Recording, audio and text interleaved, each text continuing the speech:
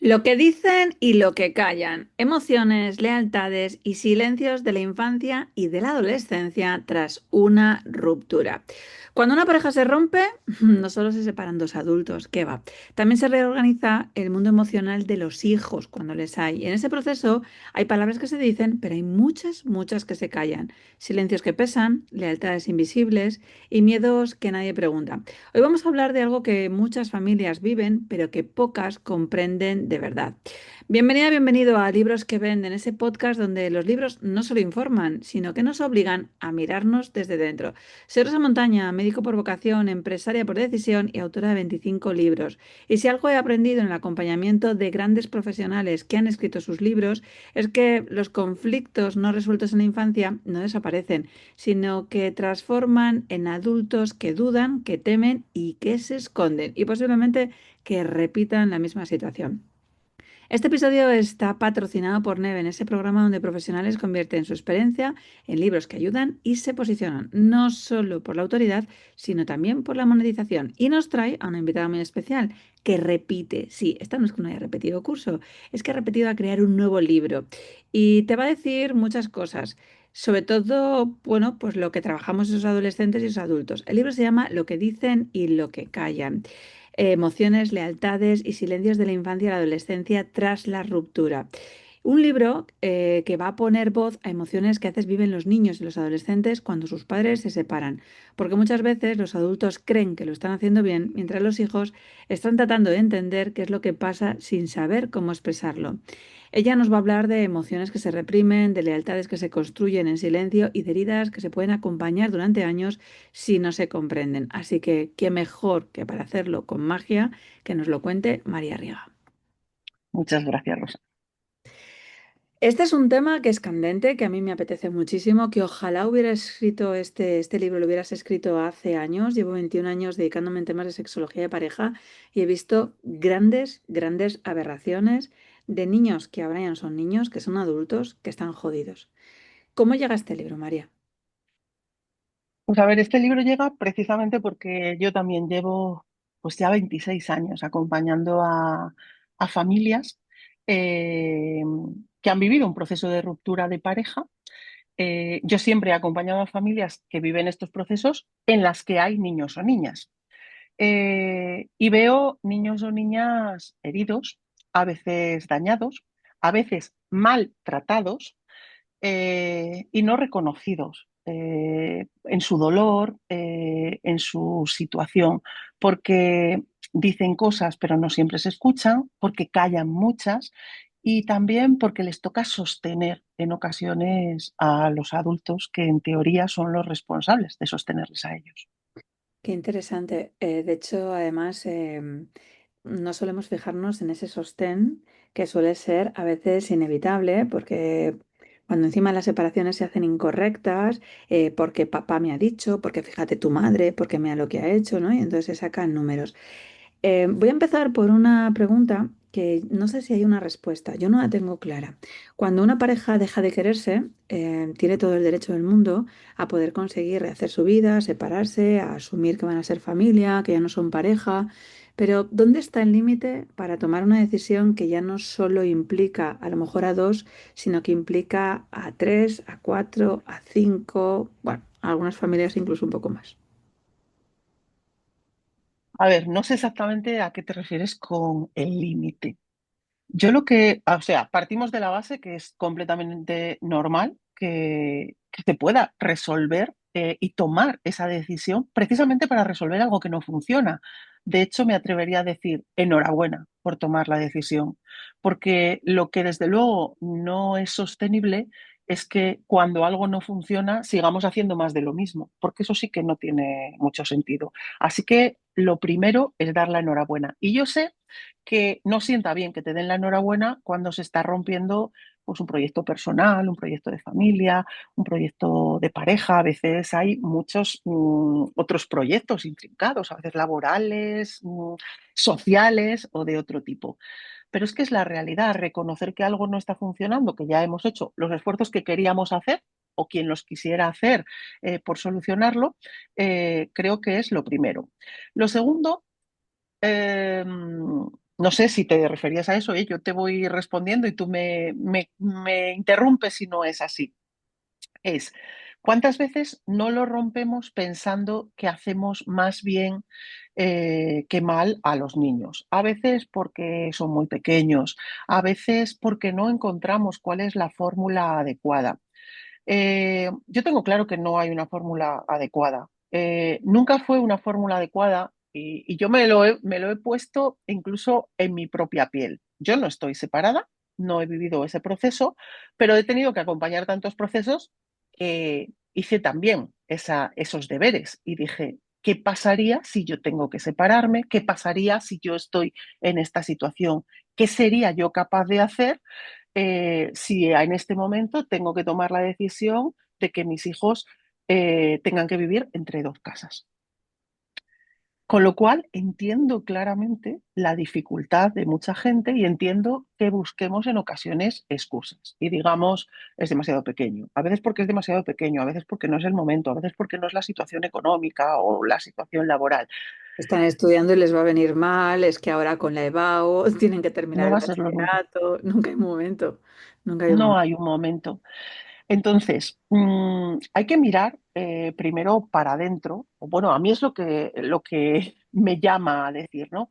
Primero hay que mirar para adentro, porque quizá estamos haciendo más mal que bien sosteniendo algo que ya es insostenible.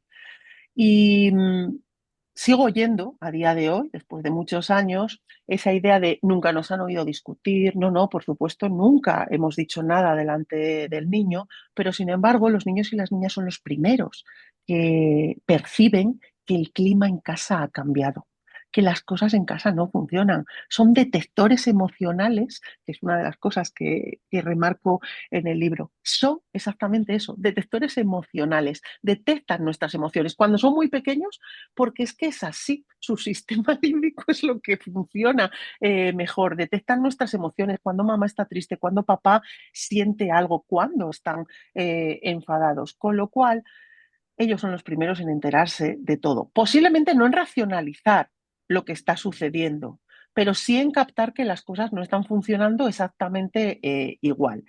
Con lo cual, esa idea de que no nos separamos para protegerles, de esperar determinados momentos, pues quizá es equivocada. Y digo quizá porque lo que no me atrevo es a ser tajante nunca. ¿Y por qué? Porque para cada familia hay una solución distinta. No creo en absoluto, y esto sí que me atrevo a decirlo de manera tajante, no hay una solución fácil para ningún caso, no hay. Igual que fue un error durante muchos años, todas las custodias se dan a las madres, los padres solo visitan cada 15 días y además el concepto visita, que me parece, o sea, me parece Horror. injusto para los hijos que solo reciban a su padre de visita cada 15 días, o sea, me parece totalmente erróneo para los padres, pero por supuesto también para los hijos y por supuesto para las madres, a las que sobrecargaba con una tarea ingente. Pero es que es igualmente injusto decidir que partimos por la mitad a los niños y repartimos el tiempo al 50%, porque los niños y las niñas no nos necesitan en todos los momentos de su vida de la misma manera. ¿Por qué? Pues porque papá y mamá no están. Y hablo de papá y mamá y lo explico así en el libro desde la introducción. Me da igual dos papás, dos mamás o aquellas figuras que han ejercido de padres responsables porque no hemos ejercido de la misma manera, porque a lo mejor uno trabaja de mañana y otro trabaja de tarde, porque a lo mejor uno durante unos años ha hecho más tareas que otro en determinados momentos. Y esto no va de amor. Eso no quiere decir que nos quieran más a uno que a otro. Simplemente en algunos momentos hemos estado más presentes en su crianza y tampoco pasaría nada, porque después de la ruptura los tiempos no fueran exactamente equilibrados siempre y cuando se cumpliera esa función de que ambos se responsabilizasen de la crianza de los hijos, de que los hijos tuviesen el derecho a tener relación con ambos progenitores de la manera lo más fluida posible y lo más frecuente posible. Pero esa solución no es fácil. Y ahí es donde yo me voy cuando planteas los límites, ¿no? Esto es muy complicado porque estoy hablando de situaciones, voy a poner entre comillas, normalizadas, en las cuales no ha habido violencia, no ha habido abusos y no ha habido otras cuestiones. Pero claro, las familias, pues hay de todo también. Entonces, cada situación hay que mirarla con lupa. Lo que sí es claro es esa parte, y es que los niños son detectores emocionales, que ellos se enteran mucho antes que los demás, que no les pongamos de excusa a los niños para no separarnos, pero ojo, tampoco para separarnos, porque reciben el doble mensaje. Reciben el mensaje de nos separamos por vuestro propio bien, para que todos seamos más felices o demás, y luego llevan años oyendo, seguir discutiendo sobre ellos, sobre sus actividades, sobre el dinero. Jo, la verdad es que es un tema que es apasionante. María, la mayoría de la gente cuando se separa va a un abogado, va incluso a un psicólogo para tomar la decisión. Muy pocas veces van a un terapeuta familiar donde pueda conseguir indicarles pues esas nuevas conexiones, esos nuevos círculos. Acabas de decir que cada familia es un mundo que tendrían que ser una cuestión muy individualizada y yo sé que cuando lean el libro esto no va a ser suficiente, sobre todo porque van a abrir como una caja de Pandora donde van a haber otras oportunidades donde nadie les ha dicho. ¿Qué impide que haya más gente que acuda a un terapeuta? Es cuestión de no saber a dónde ir, que en este caso ya te conocen a ti, ya pueden buscar María Riega para que puedan conseguir localizarla tanto online como presencial. ¿Qué es lo que es una cuestión más de egos? ¿Cuál es el problema para que no veamos algo que es tan importante? Porque a veces nos matamos por tener un coche o tres perras que hay en la cuenta bancaria y lo más importante que para cualquier padre deberían de ser sus hijos, pues lo dejamos un poco de forma arbitraria. Yo me atrevería a decir que es el miedo. ¿A qué? Creo que es el miedo de los adultos. Pues mira, es el miedo de todo lo que oyes por ahí, de todo lo que te dicen. En cuanto mencionas la idea me voy a separar, eh, todas las personas bien intencionadas que hay a tu alrededor empiezan a decirte, pues consulta a un abogado, pues hace esto, pues a mí me pasó esto otro, pues mira a mi compañero de trabajo que le está pasando esto, pues a mi vecina le ocurrió esto otro. Y eso, pues actúa sobre la persona que está pasando ese mal momento, que es completamente comprensible. Y actúa por miedo. Y entonces, ante el miedo, voy a proteger mis derechos, que es correcto. O sea, yo entiendo que todo el mundo tiene derecho a proteger sus derechos, pero me pregunto, ¿y dónde están los derechos de los niños y las niñas? Porque no son solo los derechos económicos, no es solo la casa, no es solo el dinero. ¿Qué pasa con su situación emocional? O sea, les vamos a postergar a ellos, vamos a cometer errores que podemos prevenir y que están en nuestra mano prevenir. Los que ya hayamos cometido antes en nuestro proceso de educación o crianza, pues están ahí, se pueden revertir. Pero, como ya sabes, yo hablo de magia, ¿no? La varita está en tu mano y a veces depositamos esa varita en otros. La depositamos en abogados, la depositamos en jueces, la depositamos en terceras personas. Yo creo que es responsabilidad de los adultos, de las personas adultas. Son responsables de la crianza de un niño, de una niña, de un adolescente, el asumir que, primero, que nadie lo sabe todo, no lo sabemos todo, con lo cual pidamos ayuda. ¿Qué problema hay en preguntar, en escuchar, en leer, si es necesario? Hay mucha gente que tiene miedo a la lectura. Este libro va a ser muy incómodo, ¿eh? Yo soy consciente de que en las primeras páginas va a haber gente que va a decidir no leerlo. Ojo, no cubre todas las necesidades del mundo, está señalado ya desde la introducción, pero creo que da pistas, porque tratar de entender mejor lo que les sucede a los niños y las niñas solo nos puede ayudar. Y es más, ya sé que en esto a lo mejor me riñes un poco, pero yo lo tengo que decir. Creo que esto es responsabilidad absolutamente de todo el mundo, no solo de quien se está pensando separarse o de quien se ha separado. Y esto es una idea de responsabilidad social de todas las personas, Sí, porque porque tus hijos y los abuelos, míos también oyen hablar de divorcio. claro, y vienen los abuelos y meten la pata, y profesores que meten la pata, y amigos que están metiendo la pata. O sea, yo en esto no podría reñirte, no, porque no puedo estar más de acuerdo justamente con esa situación. Porque aquí la gente da opinión y consejos sin saber absolutamente nada, y a veces esas palabras pueden ser grandes cuchillos sin entender, como tú decías antes, desde la forma inconsciente que quieran hacer daño. Pero está ahí. Está ahí. De hecho, yo recuerdo, fíjate, te decía que este libro cuando tenía que haber llegado, recuerdo casos de una niña que tenía 7 años, que se separaron sus padres cuando era 7 años, es decir, hace 40. A la niña la sacaron del colegio, estábamos en un colegio religioso, y entonces, claro, no podía haber un matrimonio que estuviera separado. Es verdad ahora que el 50% de los padres en las aulas suelen estar separados y lo que se quiere es que no tenga que haber trámites que sean de disputas familiares que pueda conseguir influir a los niños ni en estados emocionales, ni en estudios, ni nada por el estilo. Este libro, yo tengo la sensación cada vez que más te oigo hablar de él, que va muy relacionado con el primero y que las dos cosas son casi imposibles de separar. Y es que tú escribiste un primer libro antes. Cuéntanos, para los que... 13 maleficios que sabotean tu crianza y algún hechizo para recuperar la conexión era ese libro que quería escribir, que no sabía que quería escribir porque estaba escribiendo otro, pero que fue directamente también a romper las objeciones de quien no da el paso a educar de manera respetuosa. Porque los niños y las niñas necesitan ser escuchados, como acabamos de hablar, pero también necesitan ser tratados con respeto. Y creo que esa es la base de la crianza y a veces me da vergüenza decir, ¿cómo tengo que decirle a alguien que la base de nuestra crianza tiene que ser el respeto o la conexión o la comprensión? Pues tengo que decirlo pues, porque veo muchos niños, niñas y adolescentes y no siempre es la base, con lo cual hay que recordarlo. Los Ese libros que... fue, sí, de- perdón, Tú escribiste un primer libro que además se publicó el 20 de septiembre del 2025, que ahora nos contarás un poco tu trayectoria de cómo ha ido evolucionando e incluso que la gente sepa que cuando escribes un libro no se vende solo. O sea, hay que conseguir hacer no, cosas, te tienen que conseguir posicionar, tienen que conseguir escuchándote y al final tienes que conseguir volverte en obsesión.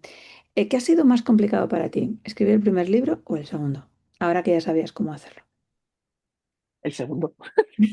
Pero, a ver, no. El segundo me está costando más porque de repente, pero yo creo que simplemente por mi momento vital, ¿no? O sea, por el momento del año, no porque ya sepa, es más fácil de escribir. Si se lo planteas a alguien, ya sé lo que tengo que hacer, pero me está costando más simplemente porque 26 años acompañando familias y 26 años repitiendo en muchas entrevistas, en distintos grupos, en distintos cursos algunas ideas, eh, salen muchas ideas que yo digo, "Oh, es que esto ya lo he dicho, es que esto ya está repetido, es que esto llevo muchos años diciéndolo". Y luego me planto y digo, ya claro, tú lo llevas 25 años diciendo, pero es que a lo mejor la familia que lo lee ahora lo lee por primera vez y necesita oírlo 25 veces más. Claro, y las que vayan a llegar, porque este libro Claro, parece que no va a ser caduco, de hecho que va a ser inmaterial, ¿no? Para que puedan hacerlo. Pues hablas de respeto, o sea, ojalá pudiéramos conseguir hablar que todo el mundo entiende la conexión, el vínculo, el respeto y demás, pero no es verdad. La gente va a seguir separándose y no sabe conseguir gestionar, porque no le han enseñado a gestionar esos límites emocionales primero de ellos y luego para poder conseguir tener los hijos. Entonces, tú puedes repetirlo todo lo que quieras. Esa sensación también la tengo yo cuando les digo que tienen que vender, ¿eh? Pero al final, la persona que está delante de ti puede oírlo por primera vez y que tenga todo el derecho a escucharlo, absolutamente todo. Porque yo creo que este segundo libro va a llegar mucho o debería de llegar a tema de psicólogos, trabajadores sociales, médicos, de familia que a lo mejor están más cerca, los pediatras, me parece un imprescindible. Ojalá puedas conseguir estar en el Congreso de Pediatría a nivel nacional. De hecho, desde aquí, todos estos especialistas que nos escuchen, poder conseguir mencionar, tiene que ser un libro que esté en cualquier sitio, porque no es cuestión de egos, de ver quién es el profesional que trata a una persona, no es cuestión de uno. Y este yo me gustaría que quedase claro, ¿no? Porque yo qué sé, que lo he vivido desde la sexología, entonces tú haces la terapia o haces la separación para que puedan tener esa conexión. Pero no impedía para nada que pudiera haber un psicólogo o que pudiera haber un trabajador social o que pudiera haber un educador. O sea, que no es cuestión de que haya solo un especialista que conste cómo se solucionarlo, ¿no? O sea, en la odontología lo vemos bien, pues alguien te pone una ortodoncia, pero además necesitamos un logopeda para que pueda conseguir tener la masticación y esto es un conjunto y el beneficio es la familia que tenemos delante, los niños que tenemos delante, los padres que tenemos delante para que eso se funcione. Entonces, ojalá pueda llegar a todos los especialistas te diría que desde el punto de vista sanitario en el mundo, a mí ahora se me ocurren educadores sociales que van a tener, profesores que van a tener dentro de las aulas, que tienen que saber cómo educar hacia los silencios, trabajadores, médicos, enfermería, situaciones de psicólogos. O sea, todos esos, incluso te diría que entrenadores personales de determinados equipos de partidos de fútbol, básquet y demás, que a veces no saben qué les está pasando a los niños y deberían de poder leerlo, porque tú dices, no, pero yo aquí enseño fútbol. No, chato, tú aquí lo que haces es educar personitas que van a crecer y que pueden estar pasándolo jodidamente mal y a lo mejor por eso no están dando un balón de fútbol, ¿no? Tal cual. Y además, me parece importante, el trabajo interdisciplinar es fundamental. Al finalizar cada capítulo hay una pequeña brújula y en la brújula hay una brújula para padres y madres, pero también hay una pequeña brújula, esas 4 o 5 preguntas que dice brújula para quienes acompañan. Y Mm. ahí señala en el aula, en la consulta pediátrica, en el campo de entrenamiento, en la actividad extraescolar, porque es precisamente eh, esa pista, ojo, es un poco brújula con trampa, porque son 4 o 5 preguntas que van directas a romperte esquemas, a preguntarte. Algunas son preguntas abiertas y otras son preguntas cerradas, pero no vale solo la respuesta, vale la respuesta y luego qué vas a hacer con esa respuesta. Te veo más cañera en este segundo libro, ¿eh? Este libro me cabrea mucho más. El otro también, ¿eh? O sea, a ver, miento, no me enfada el libro en sí. Lo que me enfada es la situación de los niños, las niñas y los adolescentes. Me enfada mucho que sigamos así, porque es que lo veo en el día a día. Ojo, y yo soy completamente respetuosa al dolor que sufren padres y madres que están en estos procesos, porque la mayoría de los casos lo están haciendo desde el amor.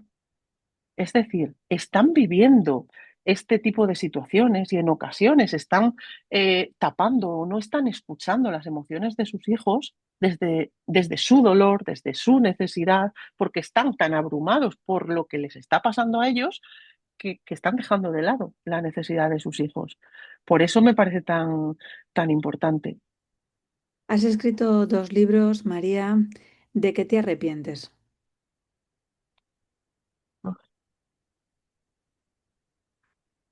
¿Se puede decir en público? Que se puede decir en público, sí.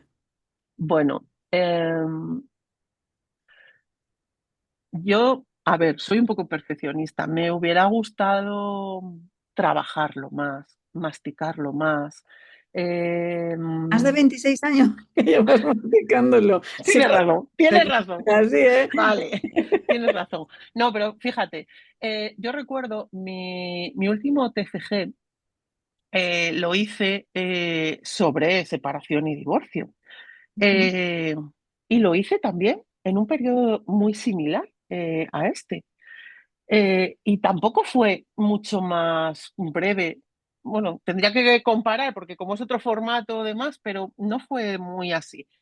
Y recuerdo a la directora del trabajo que me decía, contigo no hay problema en pasar estos programas antiplagio o demás, porque es que redactas muchas cosas que no hay citas textuales, o sea, había algunas citas textuales y mencionabas autores y mencioné mucha bibliografía, y claro, yo le decía, digo, ya, es que yo no sé de dónde he aprendido esas cosas. Yo sé todos los libros que he ido leyendo a lo largo del tiempo, pero hay cosas que vas incorporando con el tiempo y no, lo que no podía era ponerme a buscar en 2 o 3 meses de dónde saqué esta idea o esta otra, ¿no?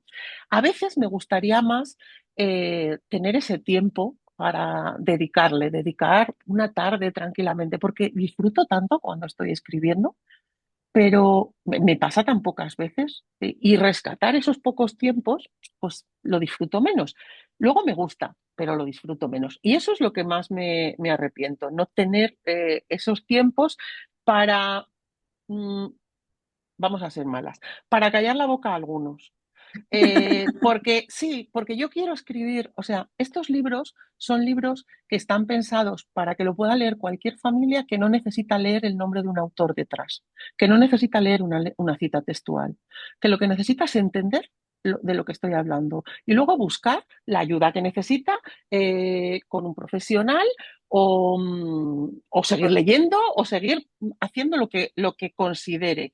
Y sobre todo, mirar a los ojos, a la cara de sus hijos, escucharles y abrir los ojos de otra manera.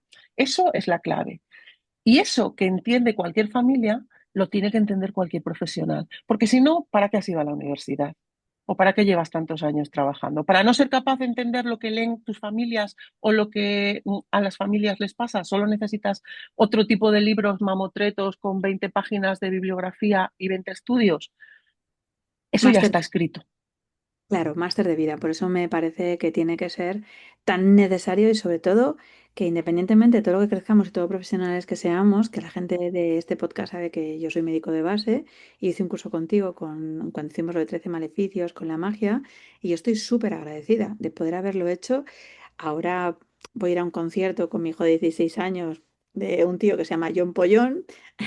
Los que me llevan escuchando durante tiempo saben que mi nivel de cultura es un poquito más alto, pero estoy ilusionada por ir a un concierto, que llevo años ir a un concierto. Creo que el último ha sido Joaquín Sabina. Yo tengo otro tipo de nivel de ¿Te cultura interesa?